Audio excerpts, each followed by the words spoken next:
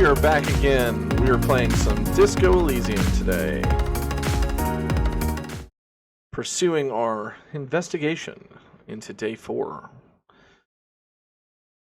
I apologize for missing the stream yesterday. I was not feeling very good, but we are back. We are better than ever. We have a new logo you might have seen. We've got a new intro. We got some intro music. It's all pretty great. But yeah, let's see what we got going on day 4. It would help if I had my game capture device on here correctly. There we go. Okay. Let's see what nonsense we can get up to. Okay. Day 4. Get yourself organized. Oh yeah.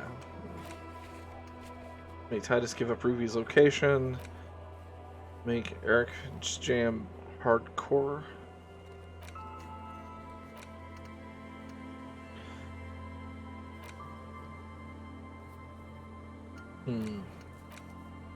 Oh, you know what I never did? I never made sure. I never stopped to see if I could alter this letter.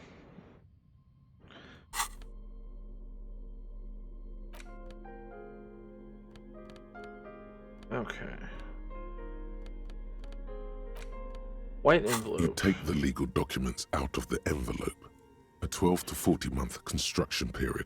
Interfacing. Okay. I feel like I already have maybe the best thing in my toolkit for interfacing. Yeah. Do I have any skill points?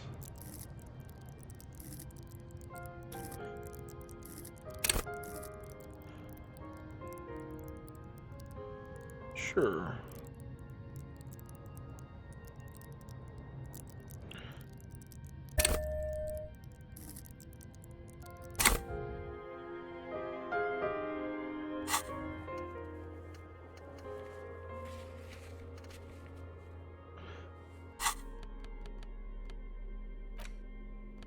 You take the legal documents out of the envelope.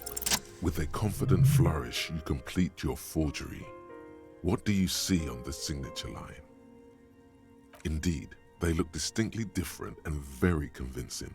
These might as well be their actual signatures, but they're not, and the document will be nullified if they dispute it.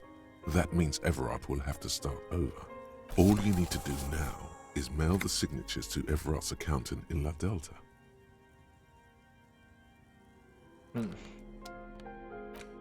Did I ever look at it? You take the legal document. The youth center cuts into the ocean like the bow of some great modern ship. Apparently, it's going to cover most, if not all, of the street and the square between the existing houses. It's 3 stories tall.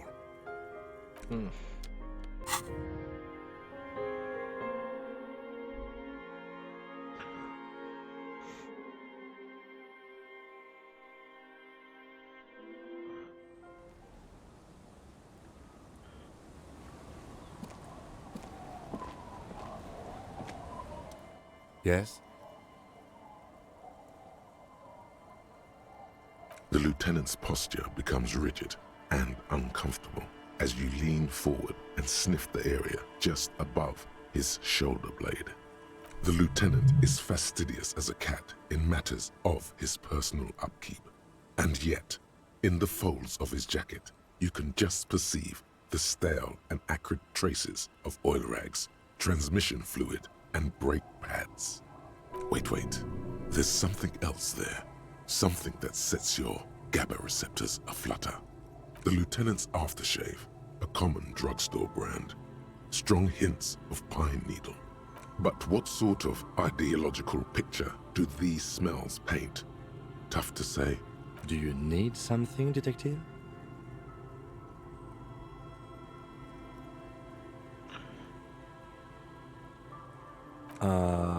Alright then. A moment passes. The lieutenant glances at the sports watch on his wrist.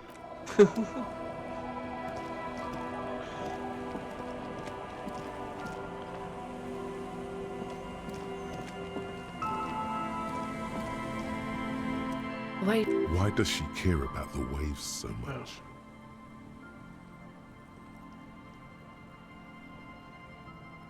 what is it with waves and fishermen? We need to be out there with them, fishing, making a living. So I asked them to accommodate me. But until that happens, I can try to assist you the best I can.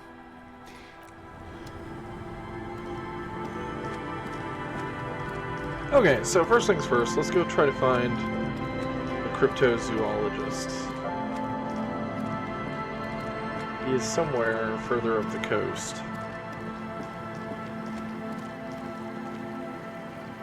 Or so we've been told.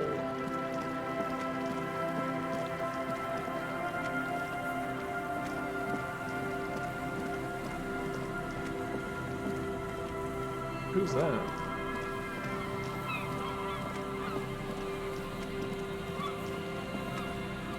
And Mikhail noticed the windows, especially with how there are no windows on the south side. This was to deal with. You officers, come to investigate the historic subtext of West Martinez? I'm Tran Hailostam. You must be Kim Kisuragi, right? I was just telling my son about this building. Not a lot of people realize the historic significance here. Very rich in hypertext. Bear with me for just 1 second.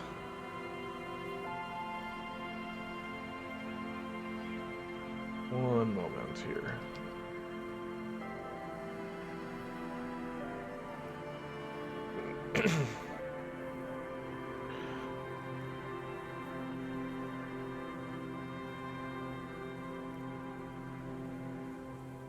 Okay. Nice to meet you.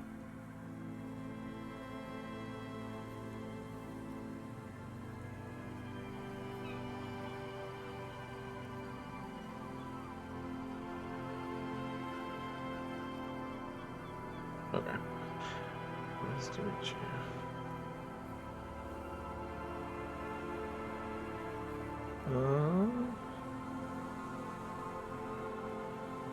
Oh yes, so Mikhail. They had to deal with monitor glare, especially in the summer. They still had vector monitors back then. That was 49 years ago. So they didn't have windows on the south wall. Yes, hypertext, young carp, and the collection of cultural hyperlinks. No, I can't say that we've met before, but I've heard of Kim, of course. Mikhail, say hi to the officers. Mikhail's a little tired today. We spent all night trying to run Orbis on his radio computer. Have you heard of it? It's a programming language used in Grad. Quite tricky, but he wanted to play this Grad-made adventure program. We've been getting really into worms lately. The man speaks in the artificial cadence of a professor, or someone who's been on too many radio shows. But I assume you're not here for giant worms when there are so many real things to see. Just as I was telling Mikhail before, this is where the Coalition landed in '08. We could be standing on what is the most interesting landmark in Revachol West. This man is your half-brother. You feel it. But why? Well, get a load of this guy. He really enjoys his trivia. The Orbis programming language was named after its inventor, Victor Orbis, a cybernetician from Grad. They run Vox in the Occidental countries. Aha! But it's not just any empty old building. What not a lot of people know is, this used to be the R&D department of Felt Electrical. And Felt, which now sells ink cartridges mostly, was once a top dog in the turn-of-the-century cybernetics boom.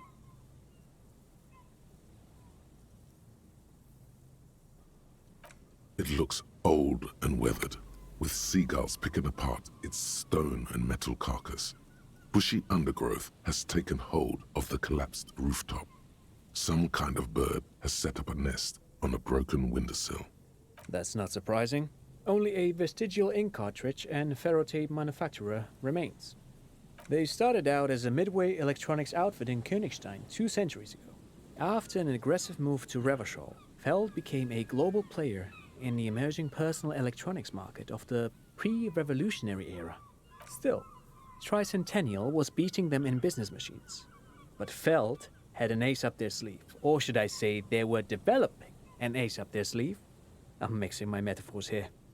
It was here in Martinez, possibly in this very building, that they developed prototypes for a tape computer. An elegant folding mechanism of rollers and ferrotape ribbons, portable enough to be a take-it-home solution, revolutionizing business machines, possibly even bring them to the average consumer, which is a feat of engineering even today's giants, Rehm, ICN, and ZAM, haven't achieved yet. Huh, so He there's no assumed personal something computers. like a combat stance, facing the wind. Indeed. What? The revolution! Unfortunately, their moonshot project never made it to the market. Feld's move to Revachol backfired. The revolutionary government liquefied their assets and expropriated those very advanced prototypes, possibly from this very building, or one of the adjacent ruins. All of this was built by Feld, even the boardwalk. Wild Pines built Martinez proper as a resort for their middle management. Feld built this side of town for R&D.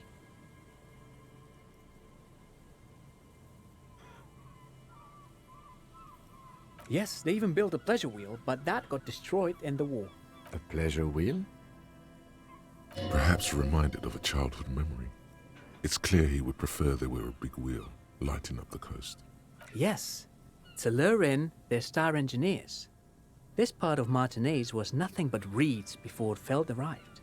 They had to make the prospect of living here attractive. It was supposed to become a global center for innovation in cybernetics. But history had other plans. Oh, I'm afraid it didn't end well for the boys. But this story is a bit too dark for little Mikhail here. Now, if you were to ask about tape computers... He means that the boys got shot by the communists. The boys were bourgeois. Tape computers.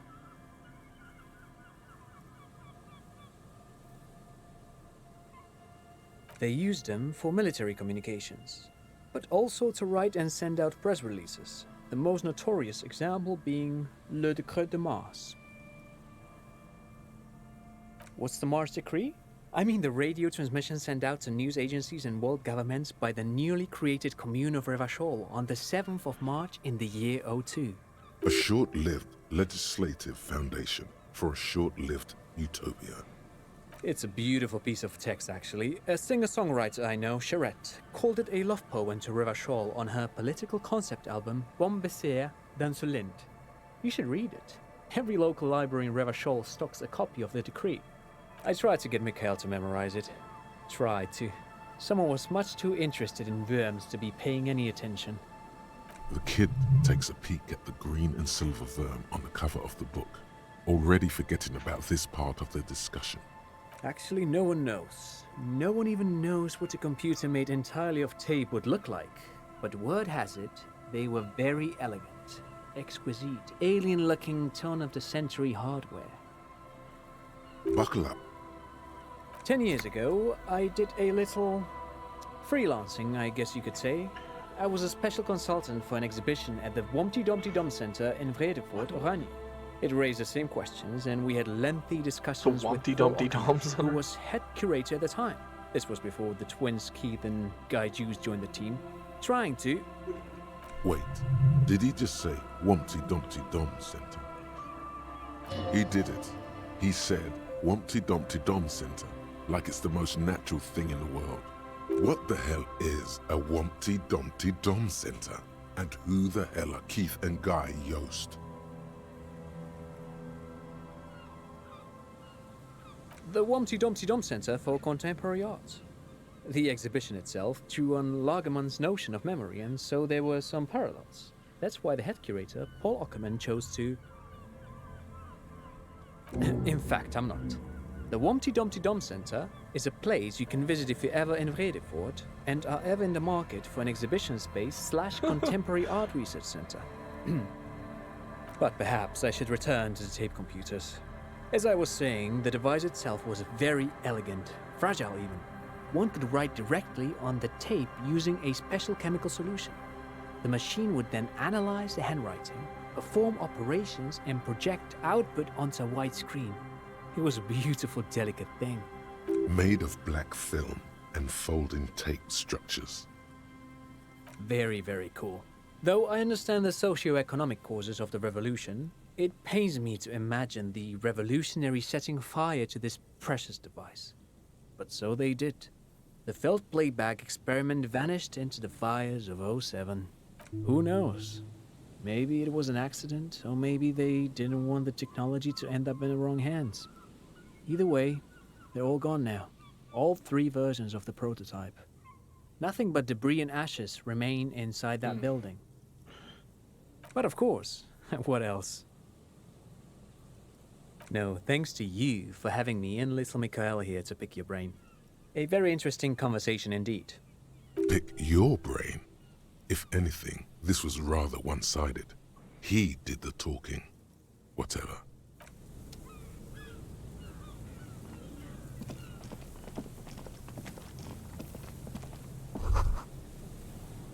The remaining windows rattle from a strong gust of wind.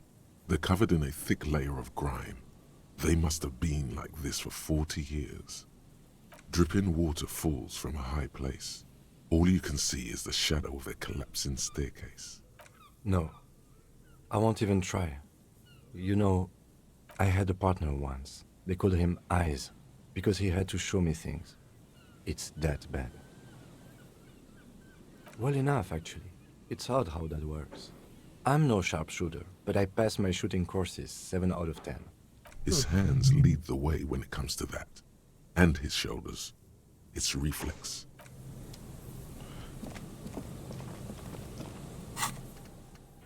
Dumpty Dumpty Dom Center.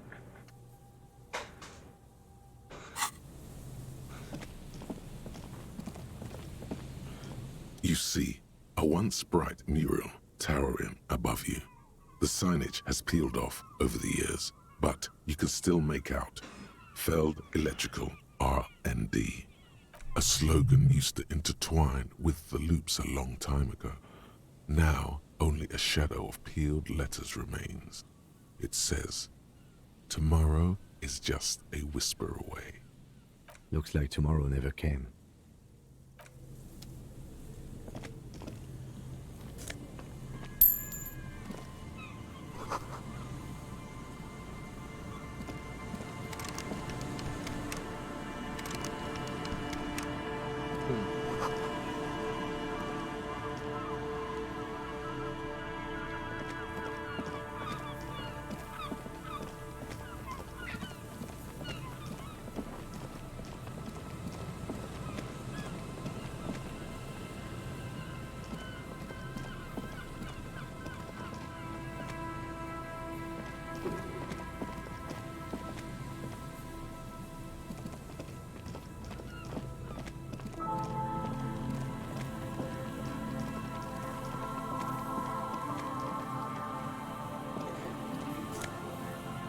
Okay, so this is where I found the jacket.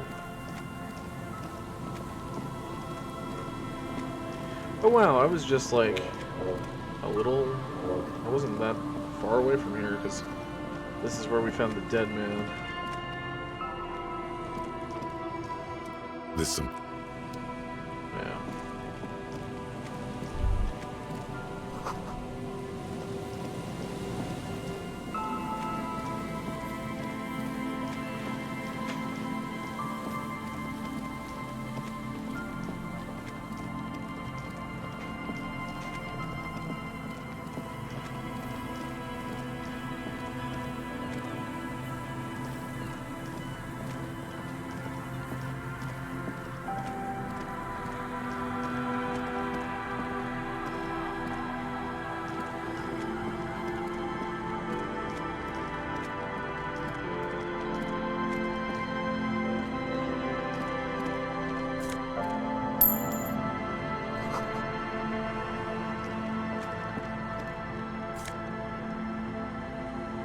Huh.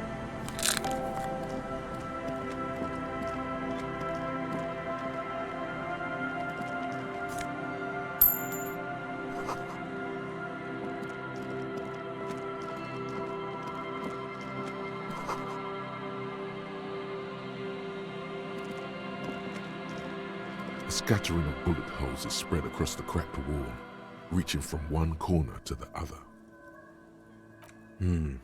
Correct. The density of the bullet holes is unusual, even in a general average bullet hole frequency in Martinez sense. Grim affairs. Meaning, this is a lot of bullet holes. Looks like fully automatic rifle fire. Something you don't see these days. The manufacturing and sale of automatic rifles was curtailed after the revolution. The destructive power of such tools proved to be too much. We do need to retain some humanity in this world.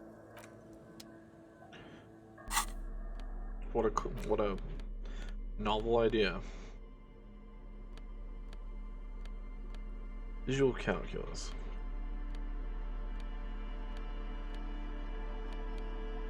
Okay.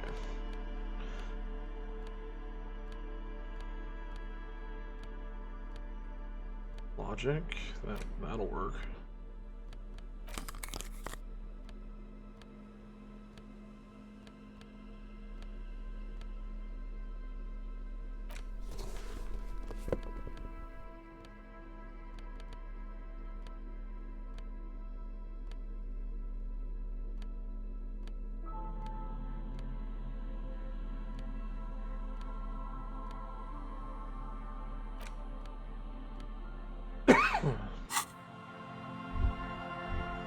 A scattering of bullet holes is spread across the cracked wall, unable to piece together the big picture just now.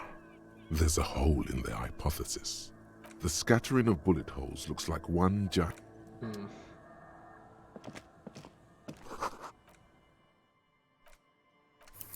Wonder where... Yeah, it's been a while.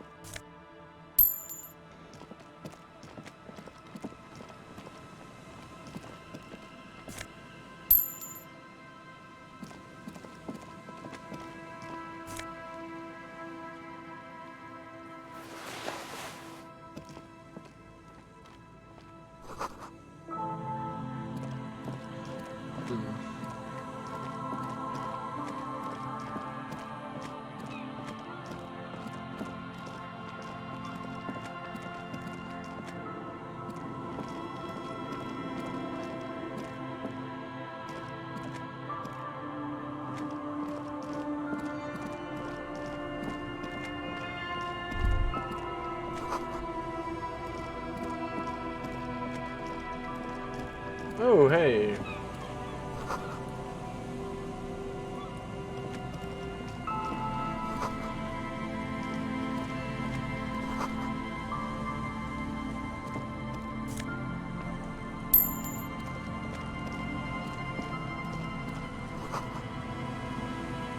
I bet this is our cryptozoologist. Here we go. Nice and easy. No way out, little guys. Not out of this jam. There's a cylinder on the ground in which the man is arranging some netting. It looks like some kind of trap. He notices you. Who's there? Oh, the police. Hello, officers. His self-conscious enthusiasm renders his movements ungainly. He looks like your understanding of a scientist. Is that the police? Why are the police here? Carry the crypto Don't worry, fascist. Gary. I'll handle it. To what do I owe the pleasure? That's sarcasm. He takes no pleasure from your appearance. Of course. Thank you for passing along the message. That damn water lock is broken, and we can't go all the way around the A81.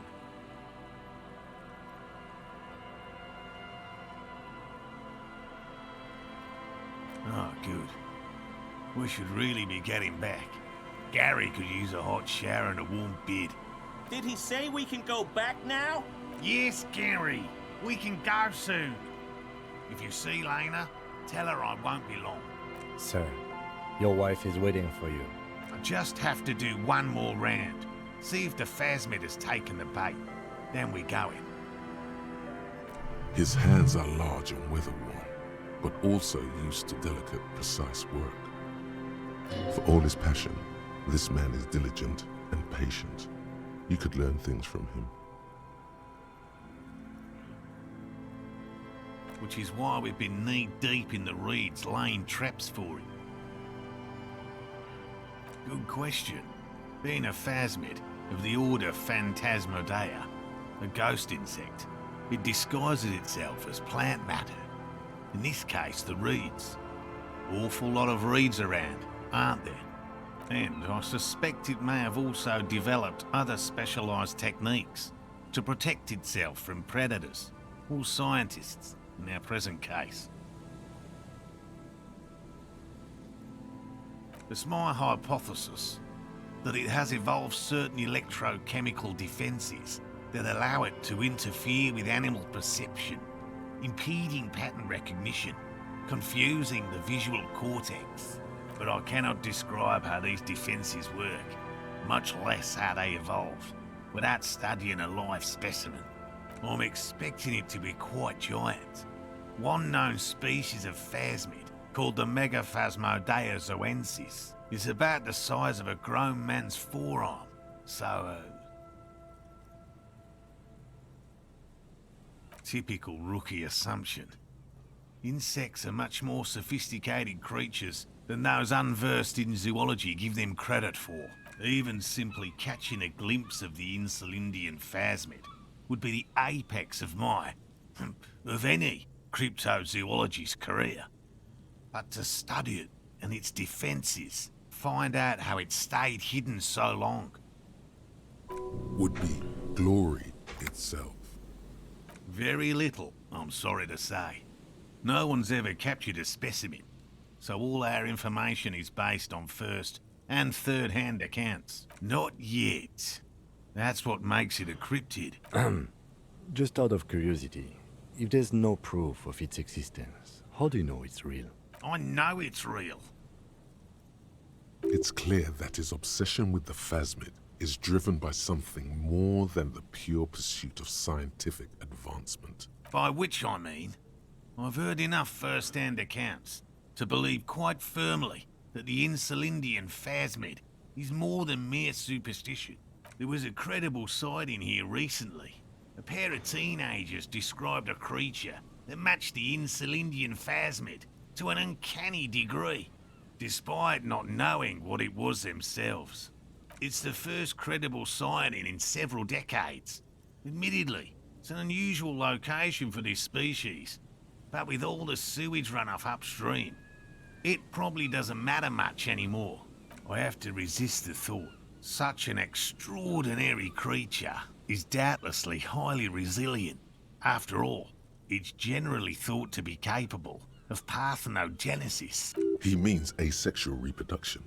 The females of the species don't need to mate to produce viable eggs. This makes it easier for a species with a small population to survive. Yes, the Insulindian phasmid is a very clever insect. That's why it's so damn difficult to catch. But as a scientist, I'll try my best to remain dispassionate. Well, they may not look impressive, but Lena designed them quite cleverly, so I'm sure they'll do the trick. Yes. Simple. Attracted by the locusts, the phasmid crawls down the funnel and, having eaten its fill, can get back out. At least, that's the intention.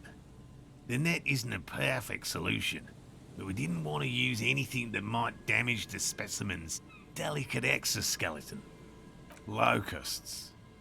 Nearly all known phasmids are herbivores, of course, but we've hypothesized that the Insulindian phasmid might occasionally prey on other insects. Inside the traps, a number of locusts crawl and tumble over one another in a tiny, chittering swarm. A meat-eating stick insect? Does it pretend to be the reeds as part of its ambush behavior? This seems unlikely. Thank you for your opinion. We have also included plant material in the traps to satiate your skepticism. Not a big fan of skepticism, this one. They'll work, I assure you. The predatory hypothesis, using locusts as bait, accounts for the failure of previous efforts by other teams, which use plants. We have given this some thought. The traps do seem to be deftly and thoughtfully constructed. It's clear the cryptozoologist's wife knows what she's doing. Yes. What? And I'm eager to return to her, I assure you. But I can't leave before we've finished with these traps. My wife understands that just as well as anyone.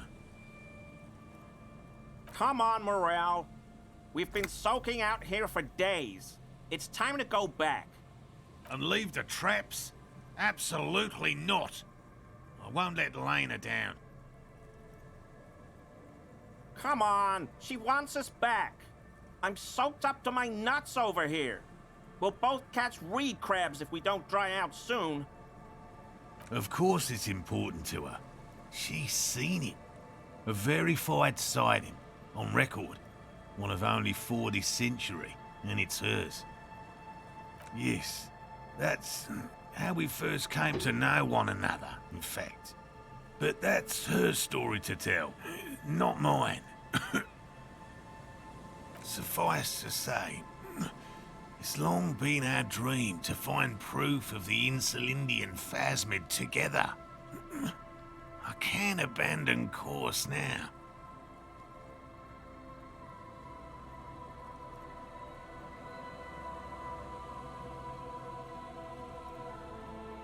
Good. A good quality to have, both for a police officer and an experimental zoologist. I could go for some trap setting.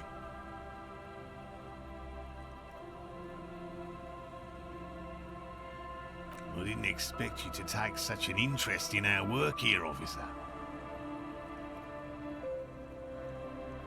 Yes, indeed. Both require a great deal of research, attention to detail, and, above all, persistence. There are 4 in total. One is to the south, on this little peninsula, by the boathouses there. It's very near. Another we set in Land's End, to the northeast. It's behind a small sand dune there, on your way to the old radio tower, after the church. The third is set near the canal, where you crossed, by a concrete slab.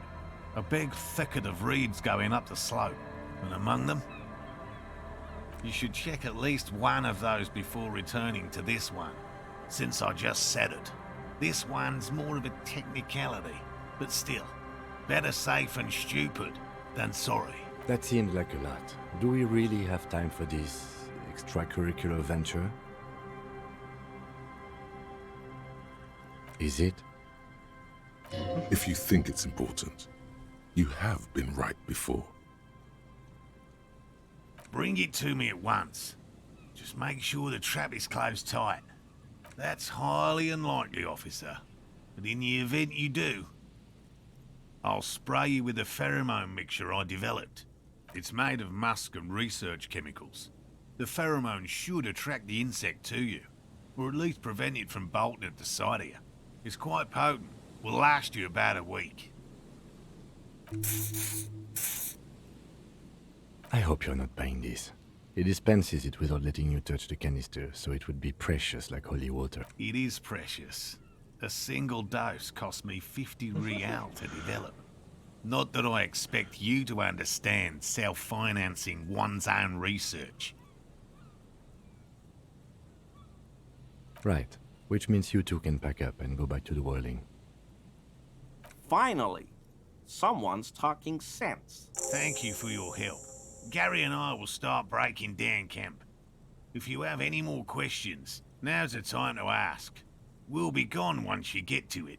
If it's more cryptid-related business you want to discuss, you'll have time for that later too. I've just always liked animals and puzzles. He seems reluctant to talk about himself, but he'll open up, if you prod a little.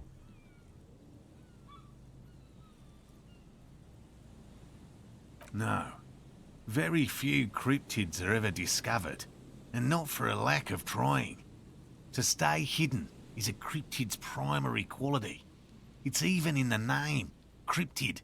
Of the list of cryptids kept by the Cryptozoological Society of Chemnee, which is 4,082 items long, about 2,000 have been Wow. confirmed as hoaxes. 2 are categorized as confirmed discoveries.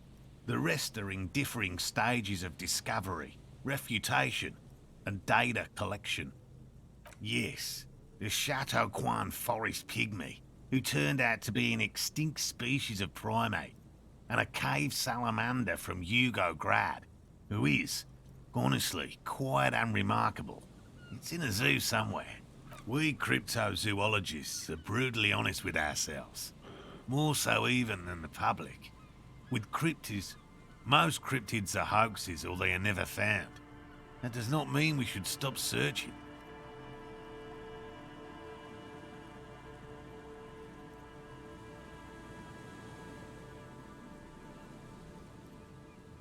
Indeed. If our expedition is successful, every paper in the world will report on it. From Revachol to Dushantu.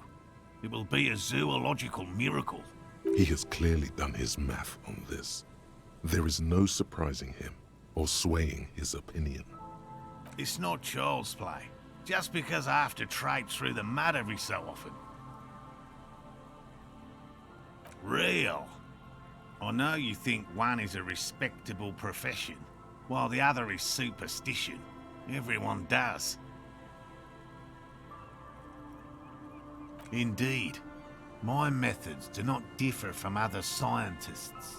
I simply draw upon a wider variety of evidence. And I have more hope that something truly surprising might happen. No, as I said, I have yet to catch a cryptid, although I have come close. Close enough to keep trying. Interesting. Something for later, this close call. Everything from forgotten regional lore to newspaper accounts, like the one that brought us here, to look for the Phasmid. I keep a very open mind. He's interested in things that people believe that scientists don't. Most establishment scientists only care about reputation and remuneration, not real research, and certainly not the truth. They're a cowardly lot, and both the field and basement archives can be dangerous places. Yes? All right. What cryptids precisely? I usually discuss these things with specialists, so I don't know what. We would have to discuss. He wants to say, but decides against it, since you've offered to help. A willow person. It's a long story. One non-specialist would find rather dull. Willow people? Not at all. They're not people, really. Some argue they aren't really animals, as they seem to have evolved directly from trees. They're very, very thin, almost flat in fact, and can camouflage themselves easily, wrapping themselves around trees and blending in with the tree bark. In that way, they're not too dissimilar from the Phasmid we're looking for here.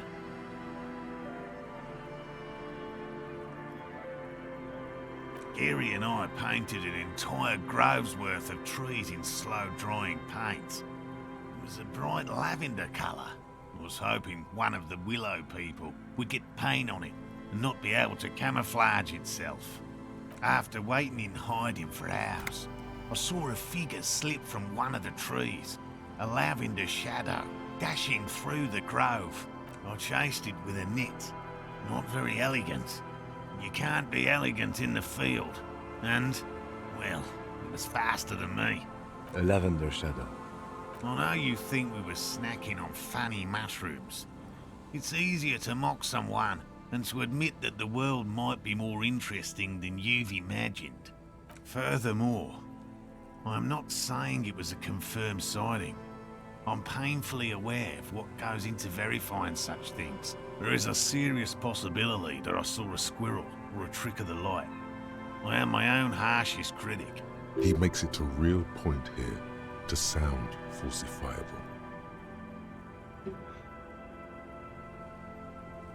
Confirmed. It's 100% verified and meets all the standards of an authentic cryptid sighting. By all means. Okay. Interesting.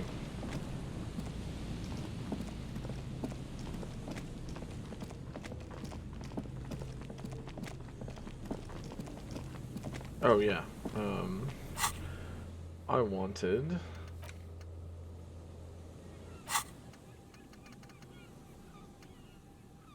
to unlock a file cabinet.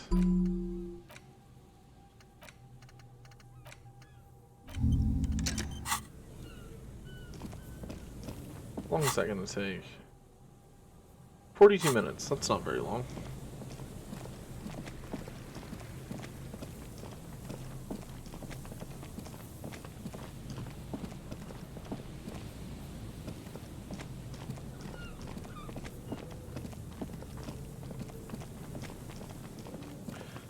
We're kind of light on leads today. We only have a few things that we've got to do.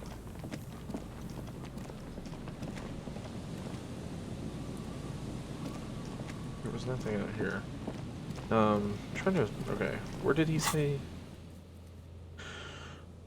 Do the boathouses...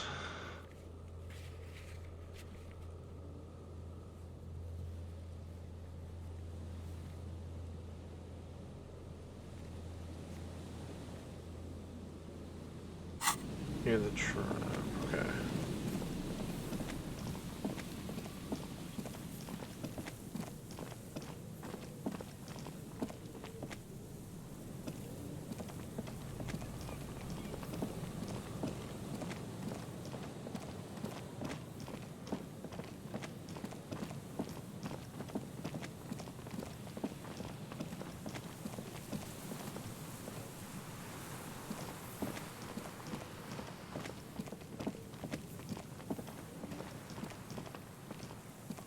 An old door, worn by elements, guards the depot. The wind has blown a sand dune. Wow.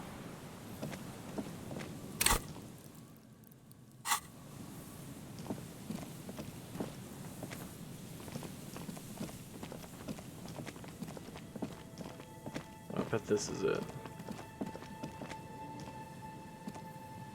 There's a trap in the reeds at your feet. Looks like the same one you saw Morel set before. Same mesh, same wiring. The reeds shake sadly in the coastal breeze. Snow specks the stalks. Most of it melts quickly. The reeds seem to be waiting for something. The wind picks up here, near the cape's end, surrounding the narrow strip of land from 3 cardinal directions. It's cold for this time of year. Locusts are crawling around in the trap, confused but uneaten. You see no carnivorous reed phasmid gorging on them. Big surprise. Anyway, 1 down, 3 to go.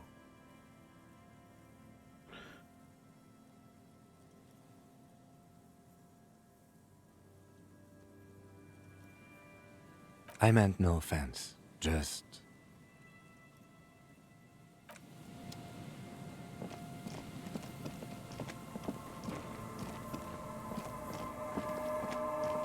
Okay, we've already been all the way out here. Do I have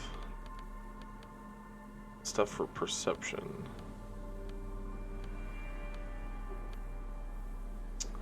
It's -1 to perception. And eye coordination.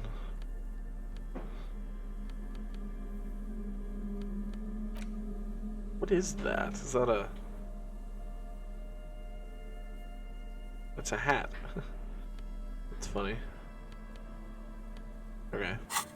Got nothing that helps with perception. Let's continue. At least we know what we're looking for now.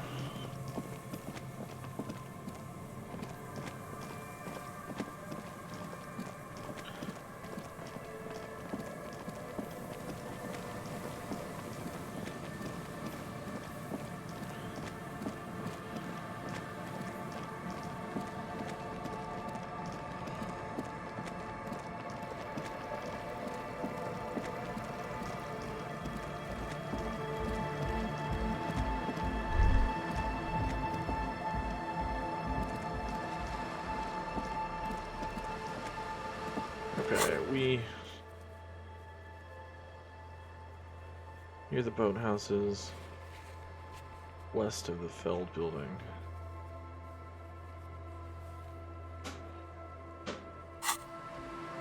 West of the Feld.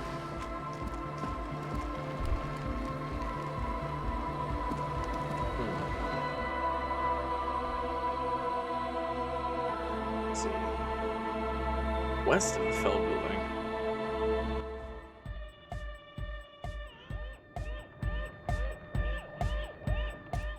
So you had a talk with Andre, and now you want to discuss things with Noid. Good. It's good you talked to Andre first. Gave me time to get a reading on your sign. Can't really talk to people before you get a reading. Yeah, gotta compare. See if we can align. I suck at socialising, man. Even now, our sign synchronisation is way off. But I'll see what I can do. A sticker? You mean the yellow one? Can you describe it to me? Interesting. He wants you to describe it, though he already knows what it looks like.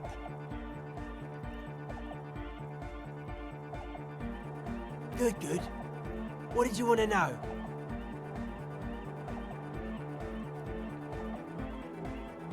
Simplicity was brought to us by classical solarist modernism, but that was a tasteful, harmonious simplicity, right?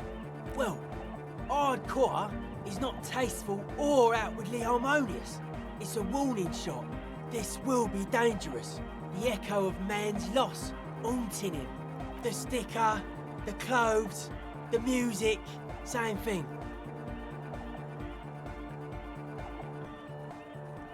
It is.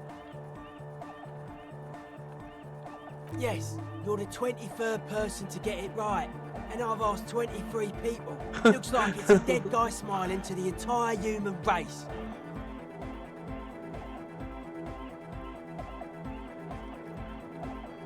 We're all the same. Same eyes, same smiles, same death. He defeated history. We are living in the age of history, and in the eyes of history, we are always already dead. How can we ever smile then? Because history is a lie, and so are its deaths. The present moment and life are the hardcore. The hardcore expels death. Or maybe he's not dead. Maybe he's just really ecstatic about the beats. Or drugged out of his mind, come to think of it.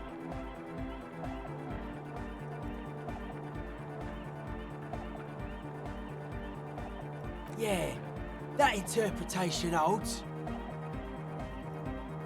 Well, I guess one could write an entire treatise on the thing. But what for? The hardcore aesthetic is esoteric. It's not meant to be discussed with the law at this moment.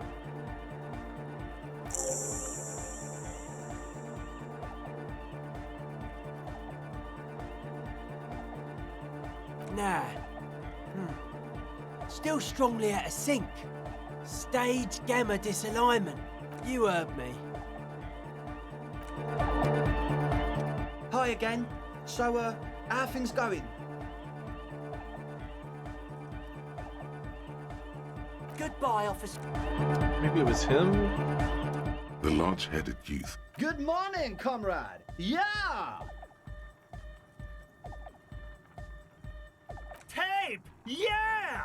Spins the tape until the space This might be escape. fucked up. Yeah! Okay, Communism for... hang on. Before I do this, The large... Good morning, Tape! Yeah! Alright! No! No, no! This is gonna make people scared! Keep it positive! Keep the love in the house! Communism forever! Hi again. So, how are things going? And? What happened? Oh man, the crab man you mean? Who is he? What did you think?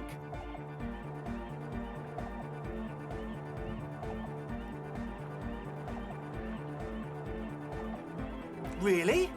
Huh. Interesting. What's he doing in the church?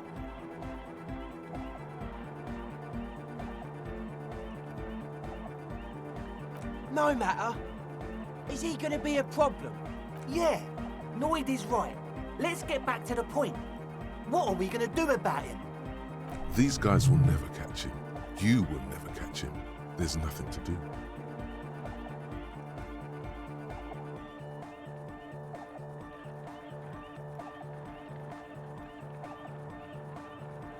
I don't know, man. Doesn't it feel like a major hindrance to you? A spooky guy climbing around when all the guests are trying to have nice, friendly hyper time? I guess it's not a massive problem, now that I think of it. Everyone is welcome to dance till the morning light. Yeah! Maybe. I guess we'll figure something out. Okay, but what about the other spooker? The one in Grandma's clothes? Did you see her? A programmer? That's odd. What was she like? Did you ask her about the nightclub? Come on, man. Who will you trust? The spooky programmer or us? We just want to make the world a better place. Feel the love! Get down and feel it! A half-hearted sell of something which does not seem worth buying. You'll get there, believe me. When we've got our gear set up, things will be flowing and pumping. Anyway, now that it's settled, how did she seem? I mean, disposition-wise, about the dance club idea. Ja oder nein? Rocking it or dropping it? Come on, man. Hang on. Feel the love! A half-hearted sell of... You'll get there, believe. Anyway, Okay. now that it's settled, how did she... What a pity! That's my favourite thing in the world! And she doesn't like it at all! A shame. What can we do now? Do you see a way out of this jam and into a laser-lit future of dance and unity? Unity! Dance! And you can't just evict her?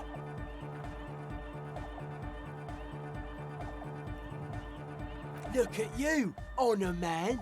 No, Noid. He's right. Maybe we've approached it the wrong way after all. I'm sure there's a workaround. We can make a deal not to bother her. If that's okay with her, we only want to get in the church and spread the joy and ecstasy of music. The lines in the dark exist! Coexist! At least Crabman seems like an advanced being. He's hard. He'll understand. Yeah, he can do his climbing thing in the tower. And the programmer, does she like Nordic dance music? Egghead cannot believe what you just said. It makes him pump the jam a little slower for a moment, but then he returns to the full swing of it. No worries. We'll figure it out. If coexisting fails, you can always muscle her out, right? If it's all okay with you, what do you think?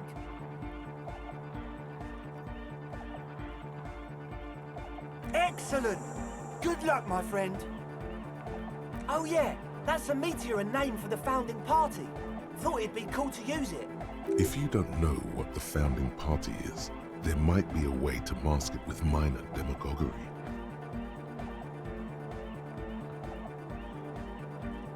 Come to think of it, I've never really looked them up, you know?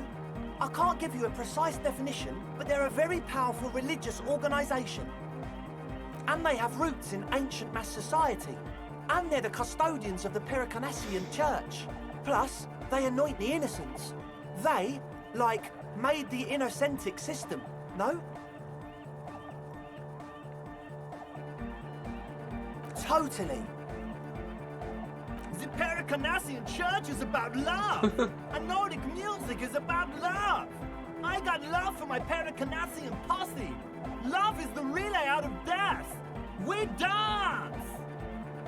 Love is hardcore! Unity! Unity! Make some noise for my Insulindian posse!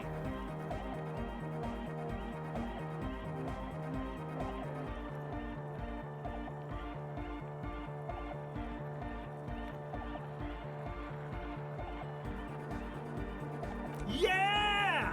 Do it for the masses! Do it for the crew! I didn't want to say it, But it was pretty lame of you to imply otherwise. Anyway, you got more questions? The I don't know one why with I the like large these head guys. is still looking at you, nodding his head, waiting for your body to start moving. You feel like you could go for a little disco when, or if they get this club going. You've got it in you. Goodbye, officer.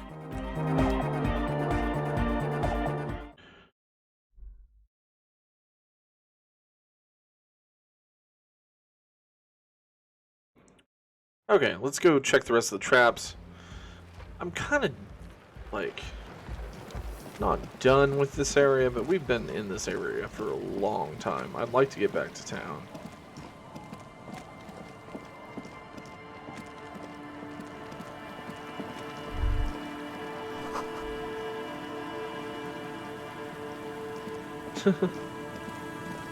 Okay. So it said boathouse west of this building, right?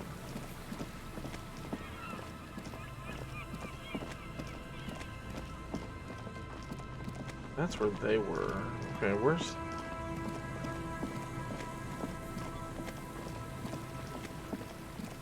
They must mean down here.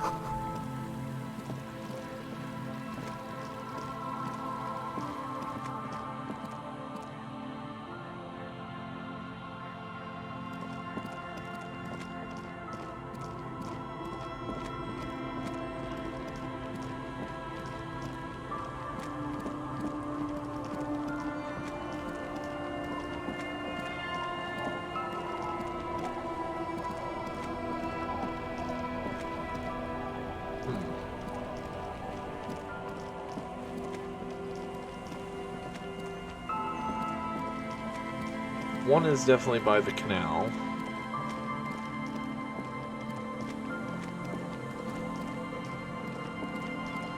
Yeah. A familiar apparatus lies among the reeds bend forlornly toward the sand. Some tufts have been crushed. Snow covers the broken stalks like a shroud. In the east, the city center hums to you. The constant, distant song, louder on this part of the coast, nearer somehow. And there's that cold again. Always the cold. This trap is also full of panicked locusts. No sign of any cryptozoological beast inside. Another empty trap.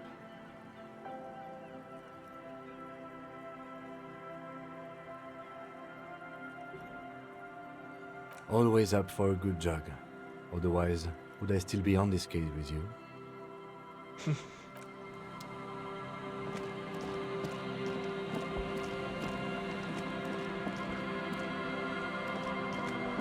Okay.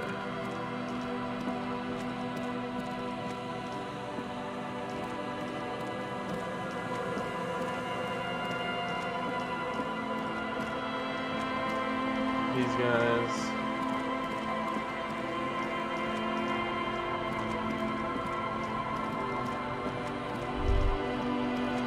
A drop in temperature, an easy flow of air, an empty street. Before you, a thoroughfare unjammed with lorries.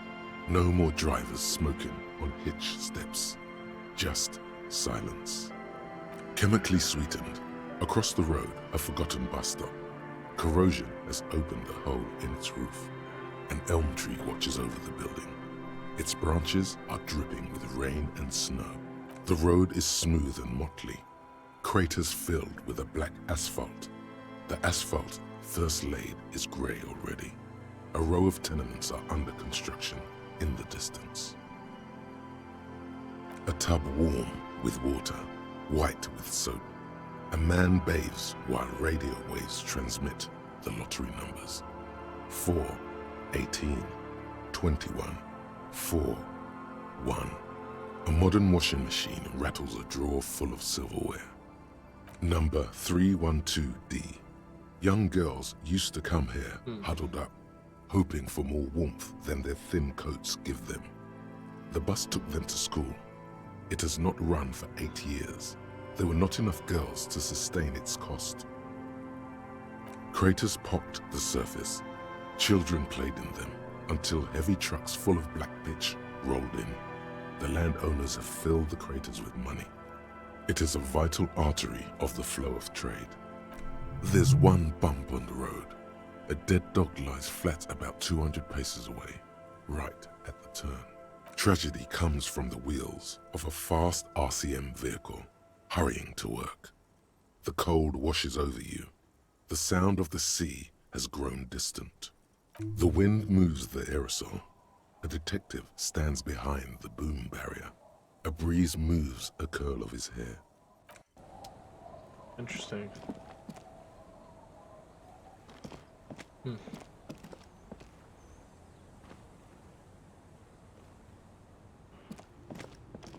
Okay, so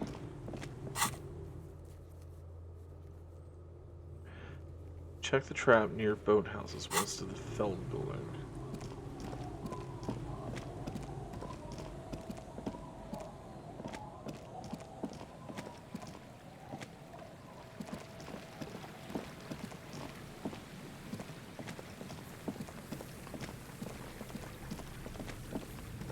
There's the Feld building.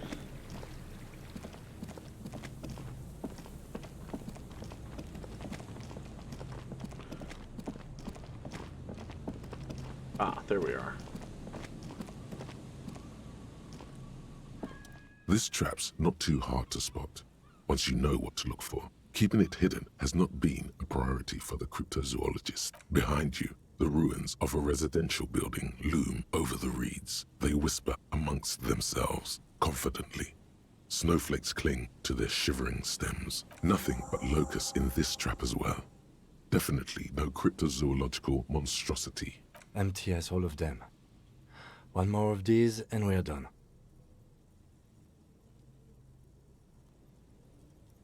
No, I'm fine. I didn't mean to complain, it's just...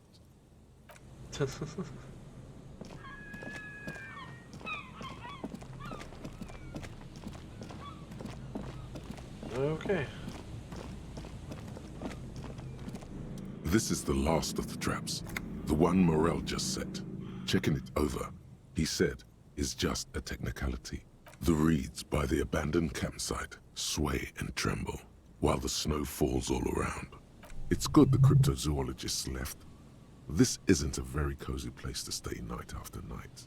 The later it gets, the colder. Remnants of the camp can still be seen in the sand. The fire that's gone out. You feel strange, somehow. The trap feels light and silent as you pick it up. Something is different here. No locusts. No phasmid either, but still. Well, the bait worked on something. This doesn't mean it was a reed monster, though. Unless you see one in there, I just see an empty trap. The netting is a little untidy, messier than the others. Like someone or something picked the trap up and shook it before dropping it back down on the ground.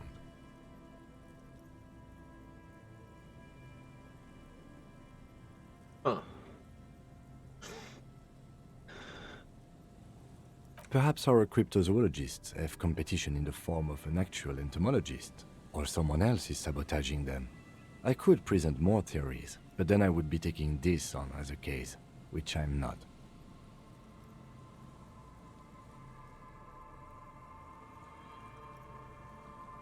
Okay, but after that we get back to our own assignments.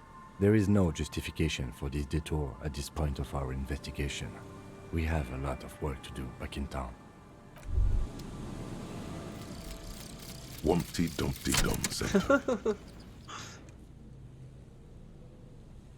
You're at home, stupid cop. Not with the art crowd. You hate them. Everyone hates them. Even they hate themselves. It's nauseating. An industry built on sprezzatura and sparkling wine. And, let's be honest, tax evasion schemes. The Wumpty Dumpty Dum Center is the heart of this unholy symbiosis of aesthetics and tax optimization. And now that you've internalized it, you can have a piece too. Oh, hey. So, encyclopedia passives give me a bunch of bunch of XP. That's pretty cool.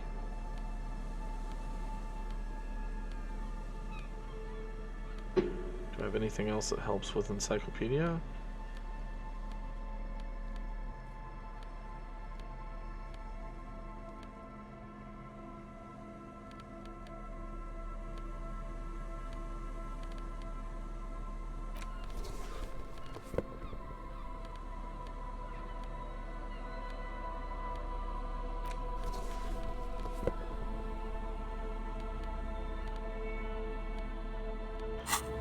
Okay.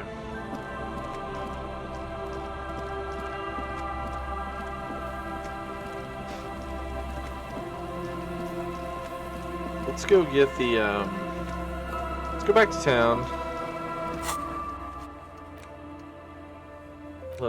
I inspected the traps. Get yourself organized.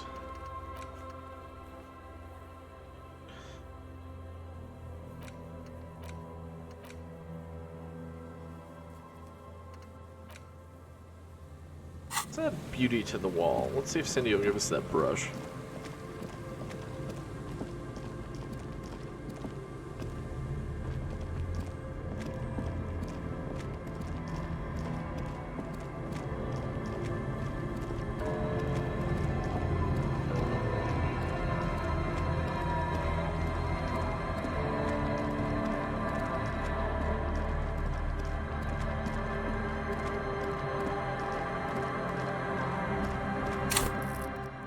Yeah, my encyclopedia is pretty good, so...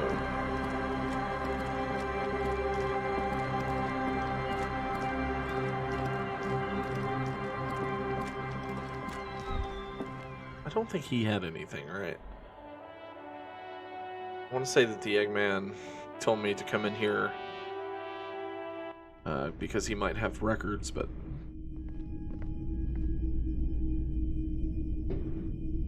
I don't know if he actually did.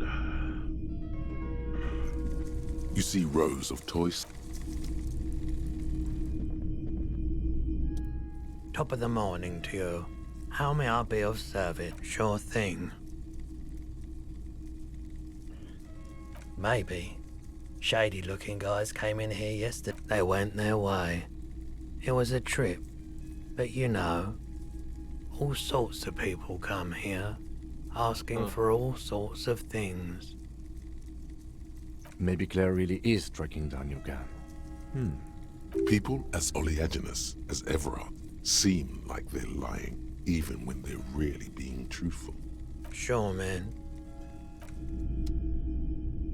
All the old... typical Martinez Street... 700 real. A bargain, I dare say.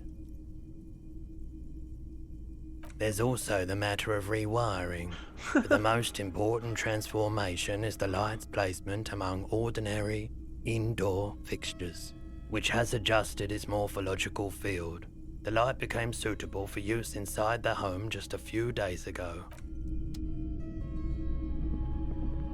That's hilarious.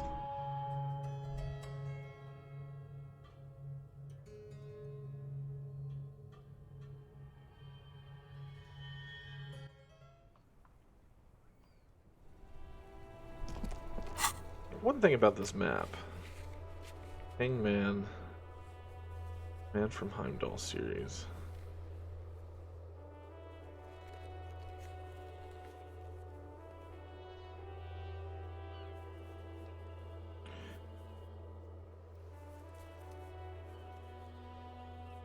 Oh, mirror? Huh. Map wall.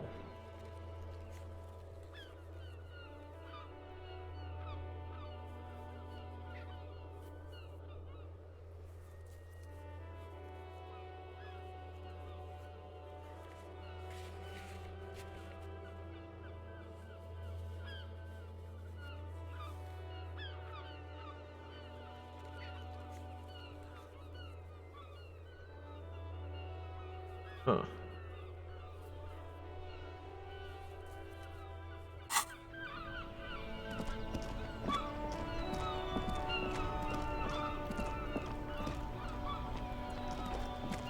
That's one brutal motor carriage.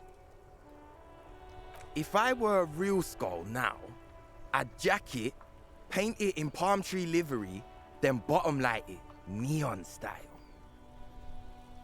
A snazzy shit-ripped skullmobile like this would make a fine trophy. We could, like, hang fucking shrunken heads from the side mirrors. Cops' heads. Scary tribal shit. Yeah, tribal shit.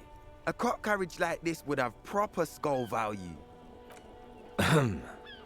While I appreciate the interest you take in my brutal motor carriage, I have to stop you right there. The RCM takes threats directed at its property seriously.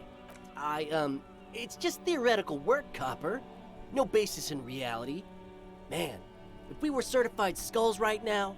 I can tell you who we're not, cop. We're not snitches, flow bears, or skulls. Which is not to say that the skulls are bitches and... On the contrary. The part of this presentation you want to take home with you, cop man, is we're not part of the skulls. Yet. Okay then, let's indulge in some intellectual exchange. These young men seem eager to share their beliefs. You don't know? What kind of cop are you? It's not a question. Don't get into it.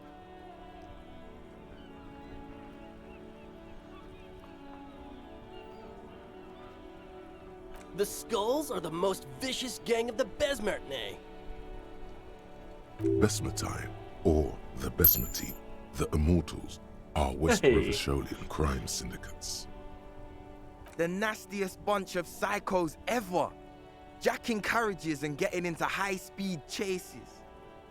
Possessing an infinite amount of fuck-all swagger, infamous for their non-verbal modus operandi.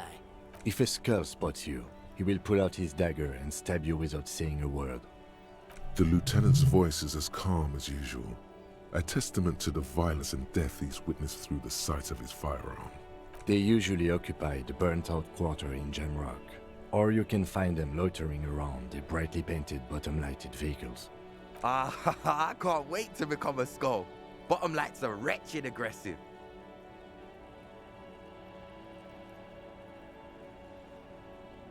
Oh yeah, Cindy's a right proper skull. Yeah, a true artist of the future. Just like Arno van Eyck. By the way, if you see Cindy, give her our regards. For all their nihilistic posturing, these young men are not lacking in youthful idealism. The lieutenant on your left is unusually lenient toward them.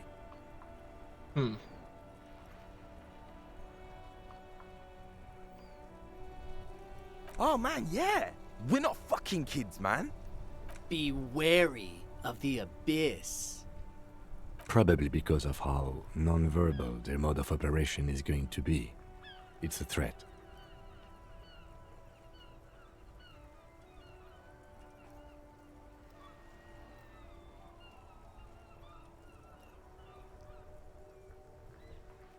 But I don't. In fact, I dislike them so much I'm willing to drag you boys back to the station just to calm myself down. Hey, there's no need for that. We're just talking here. Joking too. Stay light, man.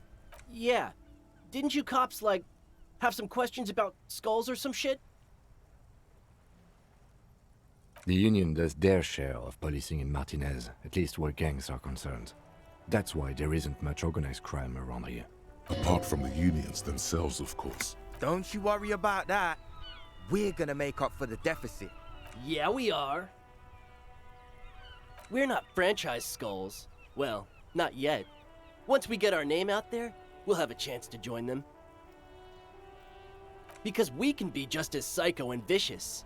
You'll see. But in a non-threatening and definitely legal way. We'll fuck the system from the inside later. Just be cool now.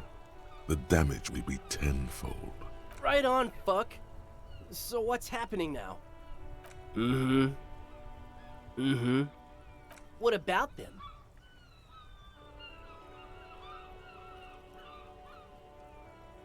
Well, first off, It's a statement and not necessarily something that characterizes me as a person, even though the statement has character. And I do like piss. The word piss epitomizes the struggle taking place in the world. Things being defined as they seem, not as they are. And, I guess, it's also about communal spirit, the future, and truly appreciating our differences. Also, you've got to admit, it catches the eye. And since the Grand Piper is slowly but steadily moving towards basing the economy on it, attention, it is imperative that the medium itself convey the message. What I mean by this is, we are all piss and that the world is inherently meaningless. It seems that the young man has a certain expertise in at least one field. Even, like I said before, many men keep searching for the one, for so-called true love, which is actually just obsession masquerading as kinship. The thrill of the chase, the hollowness that fills your chest cavity after catching it. I'm wondering if the poetics come with the jacket, or are they derived from something else? To catch a fish, you'll need to hurl the lure many times, and even then it isn't certain that you'll get anything. If you blow up the lake, though, you get more fish in a shorter time. And, for time is of the essence and fleeting ever so quickly, one must think of a way to fuck the whole world and not get caught up in fucking someone. Because when one fucks everything, he fucks nothing. And that, to me, feels glorious. Sticking your dick into the void. Hate to admit it, but in a weird way, he's got a point. Is it a coincidence that here we have 2 badass jackets and 2 badass cops? Yes? What is? What are you implying?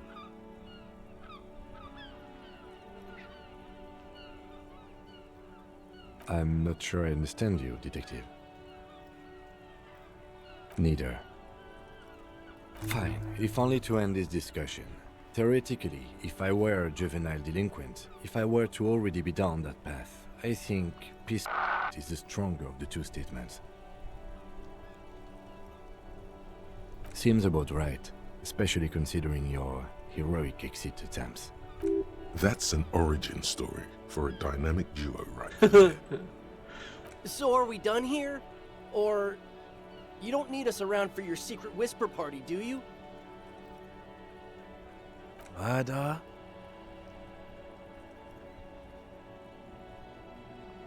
Yeah, sure. We'll gladly tell you everything we know about it. It was a man.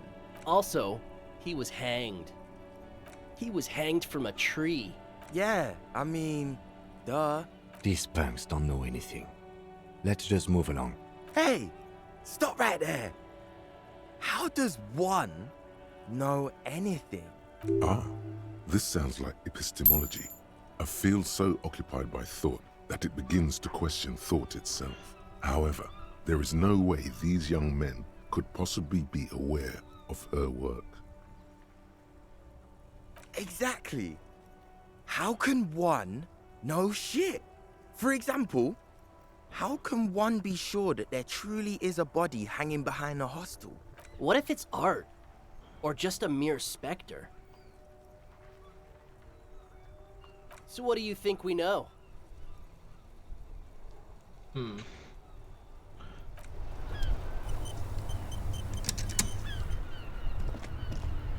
Yes?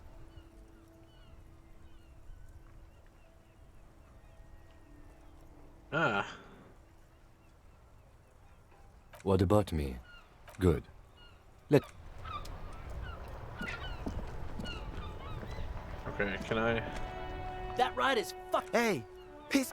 Okay, so we can... okay, I just want to make sure that you could... Sometimes it, like, will let you try a, red check, and sometimes if you close out of the dialogue, it doesn't give you the chance at all. Half-light.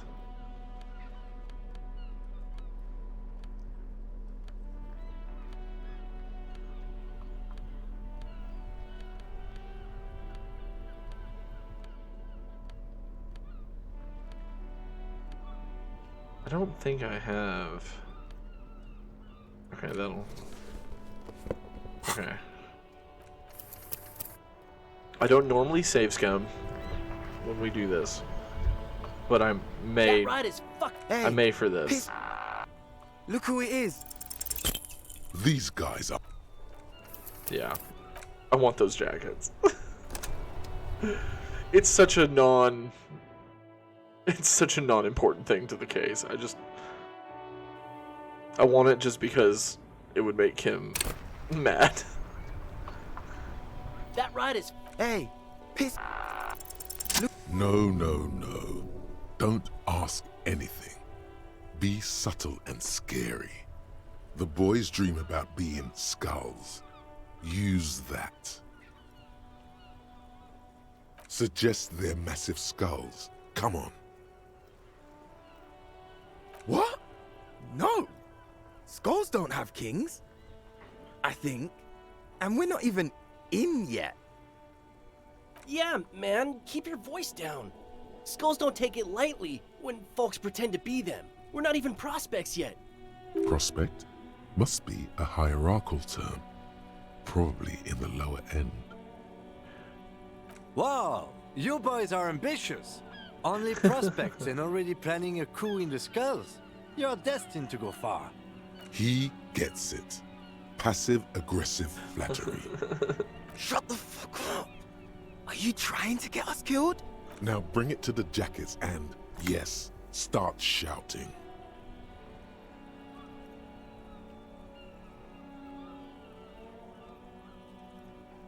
Please be quiet. What? What do you want? The jackets?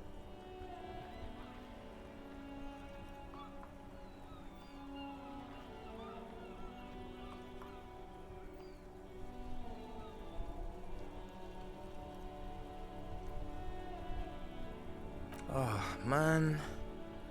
Okay. I get it.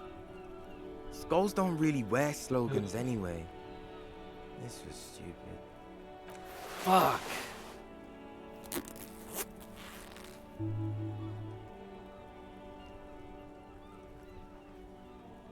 The lieutenant watches the boys take their jackets off with mild amusement.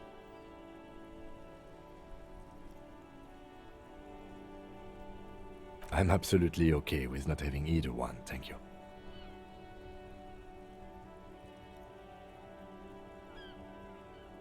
This case doesn't require us to go undercover or raise hell. In fact, I don't think the jackets will be useful at all. I just wanted them to not have them anymore. Cold-hearted cop. The need will not arise. The jackets are meant to complete each other. If a man was standing alone on a street corner with "piss" written on his back, it'd just be an individual that has taken a liking to urine. And "fuck the world" all on its own is, frankly, generic. I don't know, Eric. It's cold out. Yeah, let's get out of here. The cops fucked us.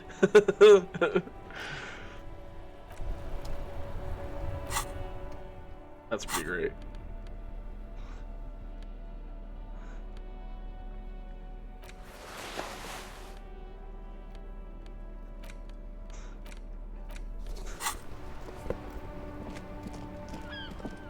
Well, that was fun.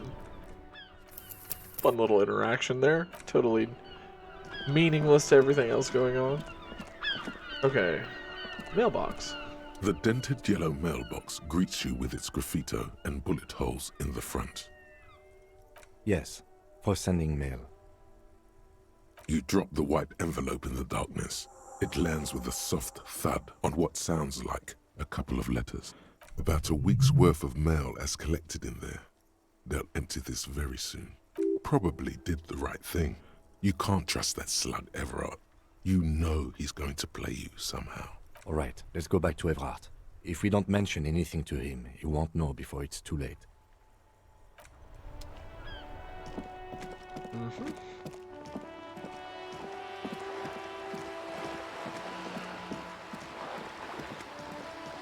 Whoa. What is that? Oh, that's the... viewing box. Okay, let's see if we can get this brush from Cindy. There. Do you smell that? Can you not detect that inimitable whiff of dissatisfaction and restlessness? That sense that the world is in need of dramatic, even violent reordering? What do you smell? The first thing that strikes you is the overwhelming brine. You imagine yourself underwater, a 100-legged anthropod scuttling along the murky silt at the bottom of the sea. But then, the unmistakable reek of seagull shit hits you, buoyed along on the air currents, an acrid melody atop mouldering cords of wood rot and heavy fuel oil. Everything in order, detective?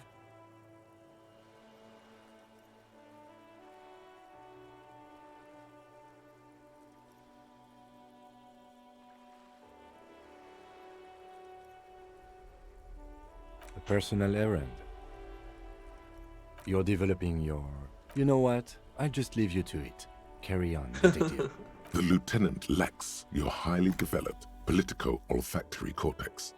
The smell is undeniable, and it's coming from that balcony up there. Certainement. A precocious communist youth, a symbol of a kinder, more hopeful future. Now's your chance to establish contact with your revolutionary brothers and sisters. That's who I was heading for anyway.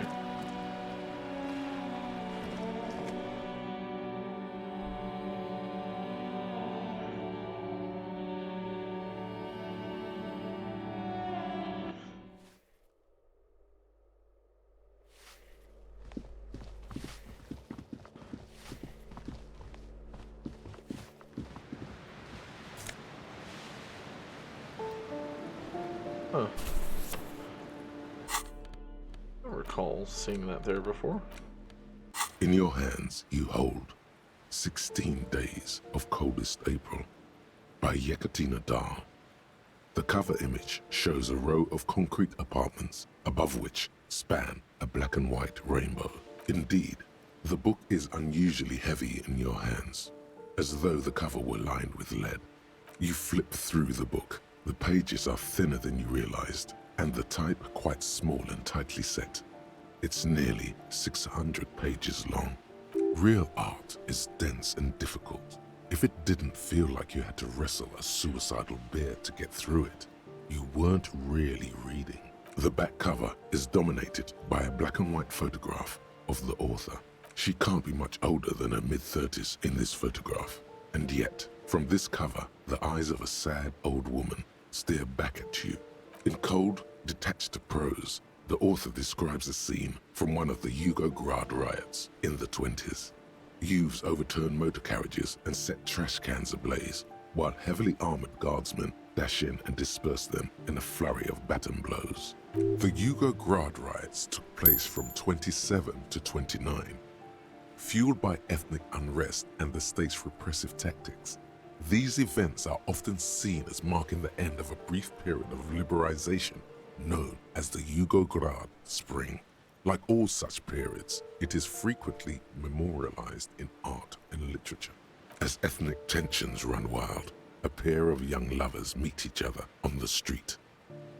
Somehow, in the middle of all the chaos, they manage to lock arms and look into each other's eyes. It would physically hurt you to keep reading. Are you sure? You've made the right life choices today, sir.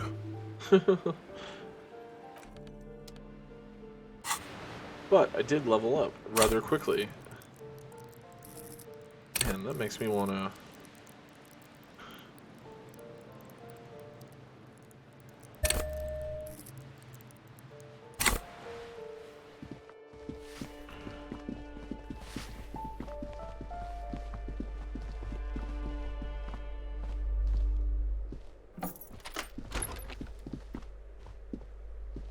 A plaster cast. Honestly, he does kind of look like you after all.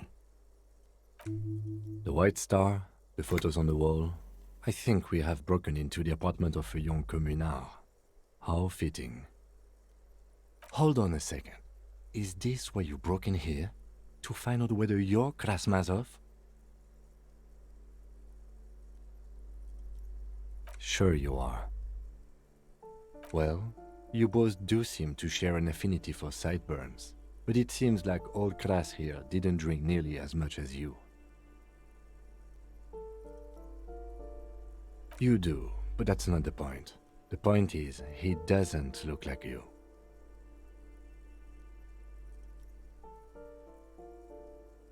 Ah, very well. Doesn't he have a birthmark right here? What about you? Alright, but here's the big thing. Krasmazov looks Samaran, and you don't. Okay, you win.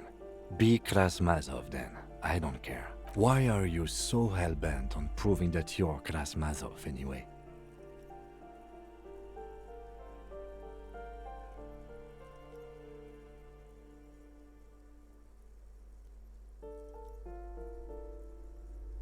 Alright, Kras, if you say so.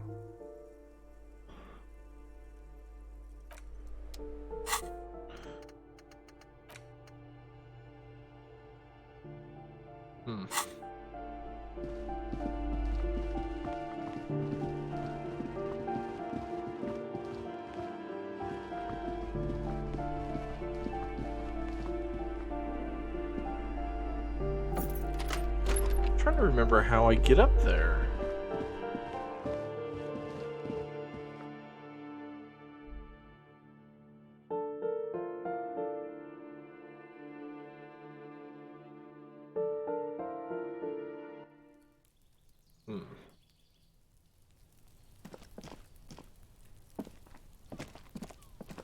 That's that dude's apartment.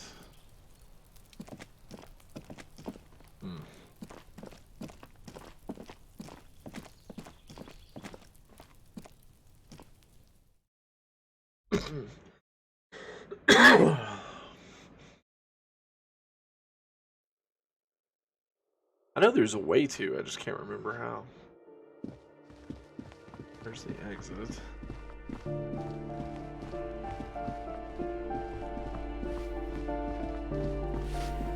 Ah, there's the other balcony.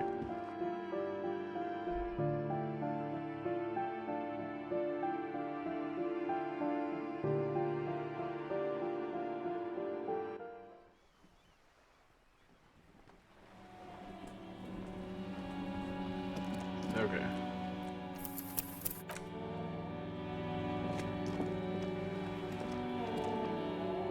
Hello again, officers.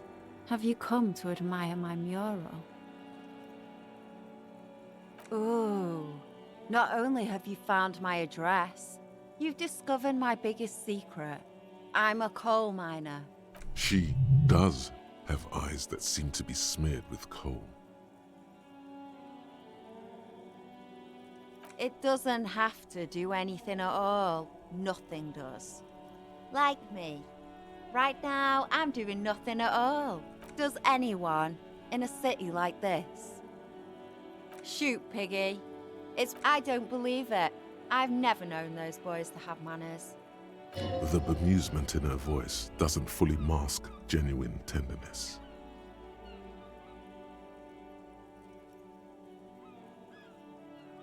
There'll never be skulls, but their hearts are in the right place.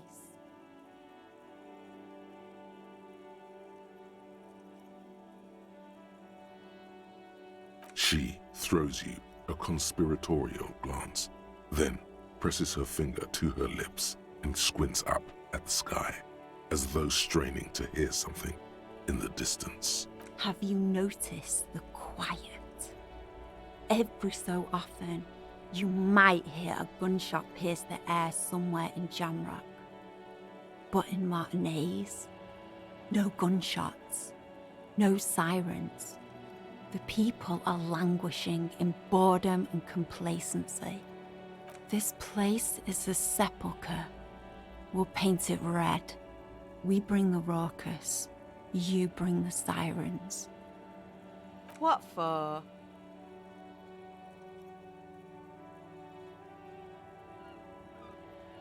Well, if it's for art. But what kind of art are we talking about?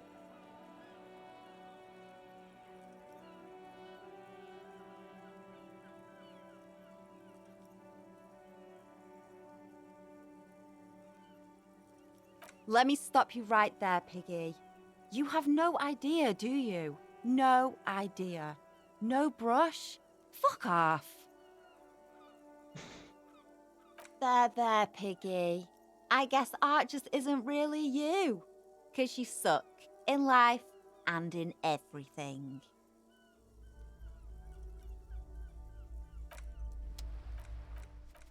Conceptualization.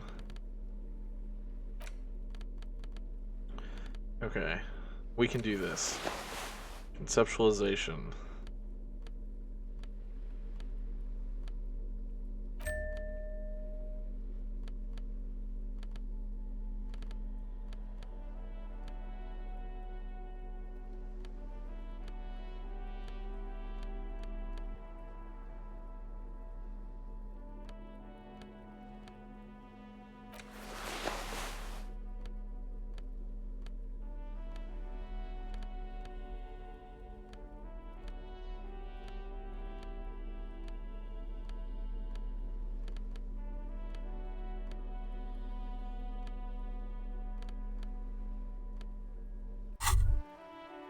Why does art inspire you so much? Excellent question. Art is a diverse range of visual, literary, auditory, and performative creativity. It's an expression of imagination and technical skill. Additionally, it's history, criticism, and pure enjoyment. In short, art is the highest form of human communication, representation, narrative, emotion, and agency intertwined. Have you looked in the mirror lately? To be honest, you have the exact features of the modern artist, with that wild hair and those clothes. Perhaps you should try to write poetry someday and critique architecture. Yes, you seek substance. No vapid representations and reproductions of social mores as made manifest in stuffy biennials. We're talking real, living art here. Become the art cop. Half art critic, half cop. Exactly. It's not only your duty to only catch the criminals off the street, you must also apprehend criminals of the printing press and the gallery, the trite and derivative artists and writers of the world. Go ahead and provide savage criticisms, art cop. The world is yours to rip to pieces and reassemble. Hello again, officers. Wow, Have you come to admire my mural? Okay. That was very low. Let's try this again, but I'm gonna attempt a different tack. I don't really mind save scumming stuff that's like not important. Like, okay, let's go ahead and conceptualization.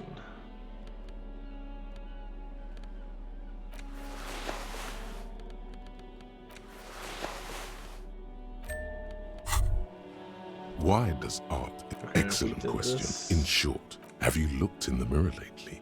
Yes, you see exactly. Okay. Go ahead and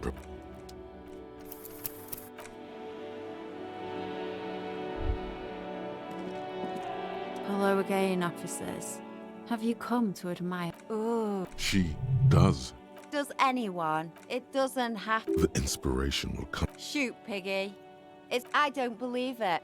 I've never known that. There'll never be skulls, but their hearts are in the right place. She throws. Have you noticed that this place is a sepulchre? What for?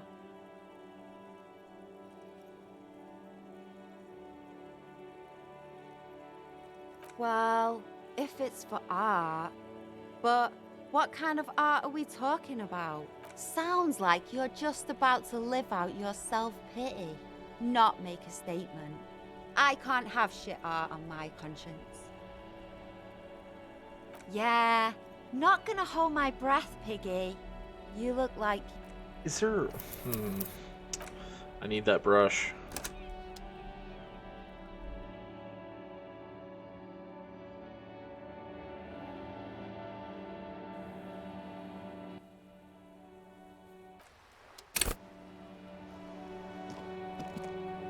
Hello again, officer. Okay. Ooh. She, Yes. Does anyone? It doesn't have to. the inspiration. Shoot, Piggy.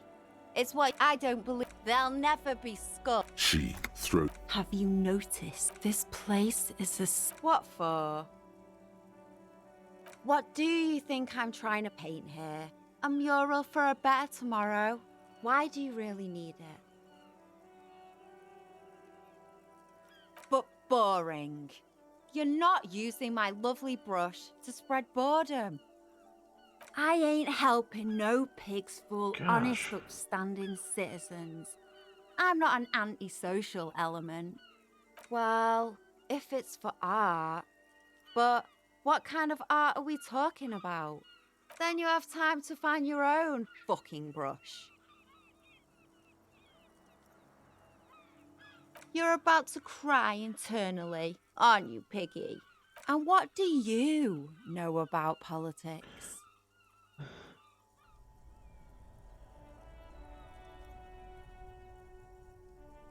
Well, well.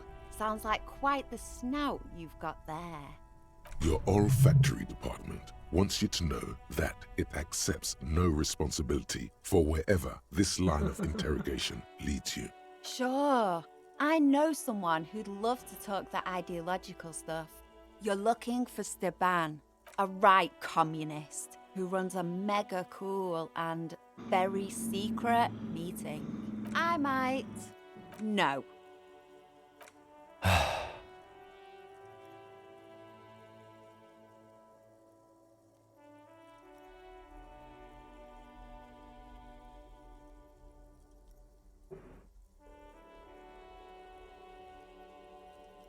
A wicked grin extends across her face. Oink for me, Piggy. Just once. Wrong! This is exactly how I treat my little brother. There, that wasn't so bad, was it? It's not the worst indignity you've suffered the last several days, but it is up there. The lieutenant, needless to say, is not impressed. Sounds like you're really serious about meeting Steban. It's touching. Sort of. Steban's group meets only at night. In an old room in these apartments here. It just so happens you're in luck. Their weekly meeting is tonight. Poke your snout around sometime after 10 p.m. and you might just find them. Just that he's a real communist. Not like the play acting you've been doing. The rest, you'll have to see for yourself. Oh, smart pig. Because there is. See, Steban's a bit on the paranoid side. He's got all these mega secret passphrases to keep out infiltrators and the like. You can't join the meeting without one. Why would I? That would be so boring. Now, let's see if you're half as dedicated a communist as you say you are. That's enough. Off with you then.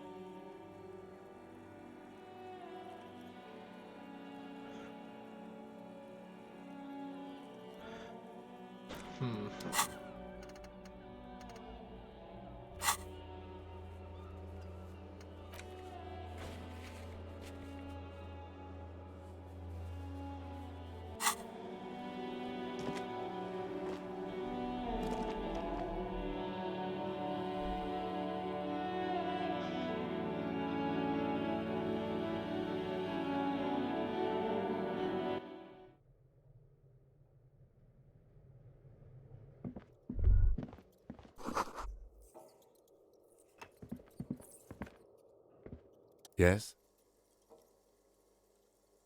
Wish that would not do that. What about me? Good. Let's change. Yeah. go ahead and save it. Well, we've been going for about 2 hours. I think that just about does it for today. Tomorrow we'll get back to this and we'll see if we can sniff out that meeting, the password. Take the letter to Everard, or tell Everard about the letter and see what's up. Anyway, if you happen to be watching this in VOD or watching live, just don't hesitate to hit that playback button or that follow button. Playback, I don't even know what I'm talking about. I'm tired. Don't hesitate to hit that follow button. Also, there is now, just gonna say, there is now a donation button in the about section of my channel, as well as a place where you can that will take you to a link to where you can donate to the stream, or there is now some merch. There's t-shirts, there's hoodies, there's hats, there's coffee mugs. I'm gonna get me one at one point for the stream. So anyway, and if none of that is appealing to you, by all means, just join back tomorrow. And I hope you guys have a nice night. You take it easy. Bye.